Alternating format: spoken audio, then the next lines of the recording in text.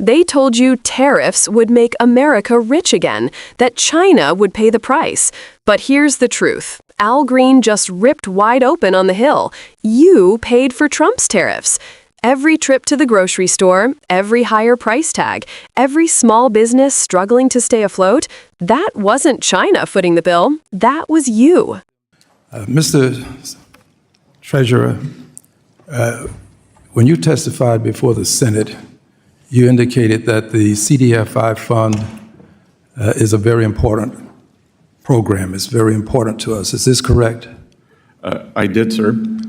And is it true that you would not agree that it is a woke program, it has cultural Marxism associated with it, and that it is abused? You wouldn't agree with that, would you?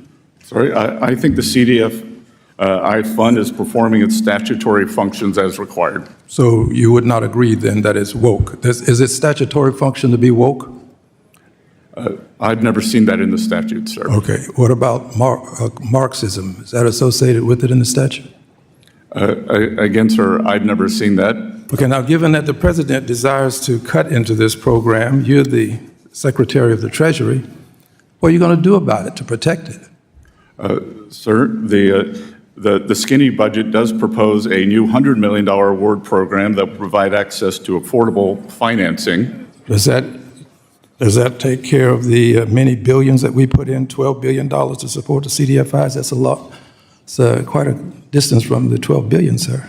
What are you going to do about it? Look, I understand. Do you advise the president? Sorry? Do you advise the president? I advise the president on a wide range of matters.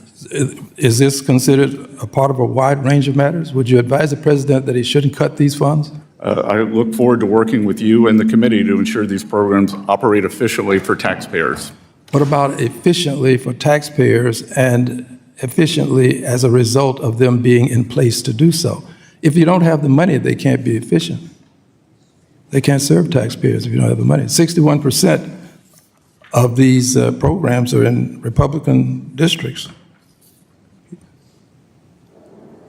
Is there a question? Yes, it is a question in the sense that I'm asking you to suggest to the president that this is important and that you not cut it. So the skinny, as I said, 100 million is quite a distance from 12 billion.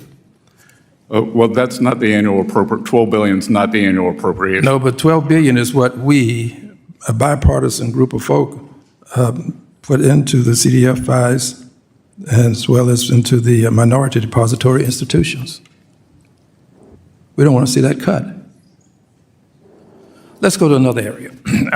Do you agree that when a tariff is imposed upon a product that's coming into this country, that the tariff is collected at the border? Yes, sir.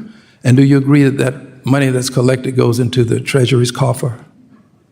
Yes, sir. And do you agree also that if the person that is importing this product is of the opinion that it is something that his clientele, his customers desire, that he will pay that tariff? Yes, sir. And do you agree that when he pays that tariff, he's likely to pass it on to his customers, his consumers? Sir, the laws of economics would say that they're very elastic. I understand, but do you agree that he is likely to do that? Do you agree that he does it sometime? Do you agree that he does it sometime? Again, do you agree that he ever do it? Does he ever do it? Sure. So your position is, as the great treasurer you are, that this is not passed on to the taxpayers? It could be. The consumers. It could be? Well, is it ever? It's hard to say yes, isn't it? It really is. It's not hard to say. Don't listen, sir. You don't have to fear. Don't listen. Don't fear the president, sir. Is it ever passed on? Have you ever heard of this tax money being collected and passed on to the consumer to pay? Have you ever heard of that? Well, the most recent studies from... Okay, let's go on to this point. I have a better point to make. Excuse me, I'm reclaiming my time. I have a better point. Listen just a second. I only have a little bit of time. And when it goes into the coffers, that money is then going to be a part of the tax dollars that can be accorded to persons in terms of a tax cut. Is this true? It's part of the overall. Yes, it is true, which means that the consumer, the person who pays that tax, this tariff tax, when he makes that purchase, is going to put his money in your coffer, our coffer, and then the president later on can say, you got a tax cut, but it's really the money that the consumer has put into your coffer. That is true. I yield back. This exchange between Congressman Al Green and Treasury Secretary Scott Bessent may seem like another tense moment in a long congressional hearing, but it actually cuts to the very heart of economic truth and political manipulation in America. When Al Green pressed Bessent about tariffs and told him, "Don't fear the president," he wasn't just questioning fiscal policy. He was calling out how fear, misinformation, and political loyalty distort the truth and hurt ordinary Americans. Let's unpack what just happened and why it matters. For years, Donald Trump sold tariffs as a bold, America-first economic weapon. He told his supporters that tariffs on China, Mexico, and others would make them pay, that foreign countries were footing the bill for America's prosperity. It was a talking point that played well on campaign stages and cable news soundbites. But what Al Green exposed here, in simple and direct terms, is that this was never true. The economic reality is brutally straightforward. When the U.S. imposes a tariff, it's American importers and eventually American consumers who pay that cost. Those costs get built into the price of everything from clothes to electronics to groceries. It's not China or Mexico paying for it, it's you at the checkout counter. And when that money gets collected at the border, it flows into the U.S. Treasury. It becomes government revenue, a revenue stream that politicians like Trump later point to as tax cuts or surpluses. What Green was saying, in essence, is that this is a financial illusion.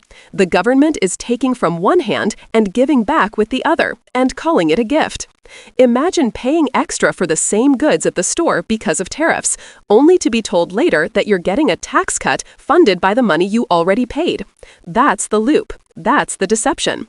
But Green wasn't just exposing economic sleight of hand. He was shining a light on something deeper, how fear and political pressure silence truth-telling inside government. When he told Bessent, "Don't fear the president," that wasn't a throwaway line. It was a statement about courage in governance, about how officials, even at the highest levels, sometimes dance around facts to avoid offending power. The hesitation in Bessent's voice, his long-winded non-answers, those moments reveal how truth is filtered through political calculation. Think about what that means in practice. Economic policy in this country, especially under Trump, wasn't about protecting working families or small businesses. It was about optics, about appearing strong, about selling a story of economic patriotism, even when the policies themselves made life harder for the people they claimed to protect. Tariffs were a hidden tax on the middle class, the poor, and especially on communities of color, communities that already spend a higher share of their income on basic goods. Green's exchange forces us to look at that imbalance, because every tariff dollar collected didn't just raise prices, it deepened inequality. The wealthy could absorb it. Corporations could pass it on. But working-class Americans had no such buffer. And here's the painful irony. Many of those same Americans were told they were benefiting from a strong America First policy, when in reality, they were subsidizing it. And that's what makes Al Green's questioning so powerful. He's not shouting, not grandstanding, he's teaching. He's walking the witness and the audience through a basic economic principle that's often buried under political rhetoric. He's giving the public the vocabulary to see through the illusion. So when he says, "Don't fear the president," what he's really saying is, tell the truth. Because truth doesn't fear power. Power fears truth. That's what accountability looks like. It's not always flashy. Sometimes it's a simple line of questioning that reveals the machinery behind the message, how political slogans get converted into real-life consequences for ordinary people. And this is why hearings like this matter. They strip away the talking points and show who really pays when government policy gets shaped by fear instead of fairness. The takeaway isn't just about tariffs, it's about the cost of silence. When officials won't speak up, when truth becomes optional, everyday people foot the bill, literally and figuratively. If this kind of clarity and courage matters to you, if you believe Americans deserve leaders who tell the truth about where our money really goes, then don't just watch. Participate. Hit that like button, share this video, and subscribe to Liberal Lens. Because breaking down these moments, explaining the stakes, and giving voice to the truth, that's how we build a more informed and empowered democracy. What Al Green did here wasn't just economic oversight, it was moral oversight. He reminded us that in politics, truth-telling is still a radical act.